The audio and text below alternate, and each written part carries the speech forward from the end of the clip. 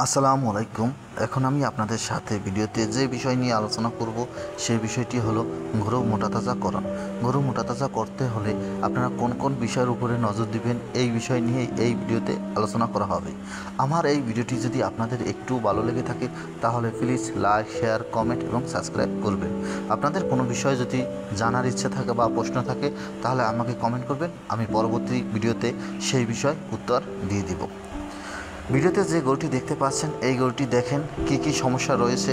এই গরুটির সমস্যার মধ্যে আমাদের দেখার সমস্যার মধ্যে রয়েছে সবচেয়ে পেটটা অনেক বড়, পেটটা নিচে ঝুলে গেছে, এই একটি বড় সমস্যা।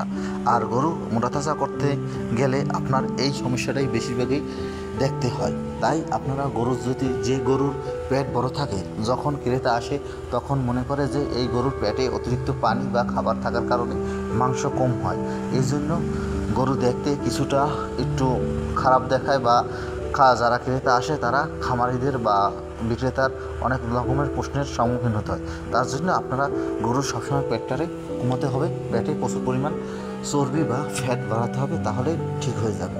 এবং আপনারা যারা গরু মোটাতাজা করবেন তাদের সর্বপ্রথম যে কাজটি করতে হবে, আপনার গরুকে যখনই ভেটেরিনারি লাইনে যাইবেন তখন আপনি কৃমির ওষুধ যে সময় খাওয়ান না কেন বা যা কিছু করেন না কেন, প্রথমে আপনার কৃমি মুক্ত করতে হবে।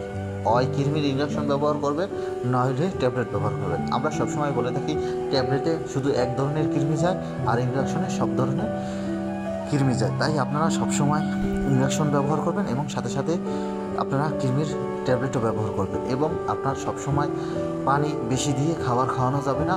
আপনি দানাদার খাদ্যগুলো সবসময় শুকনো অবস্থায় দিবেন, এতে আপনার গরুর পেট বড় কম হবে এবং খাবার খুব দ্রুত খেতে পারবে এবং পরবর্তীতে বিশ্রাম নিতে পারবে। আর যত গরু বিশ্রাম নেবে অত গরু দ্রুত মোটাতাজা হবে।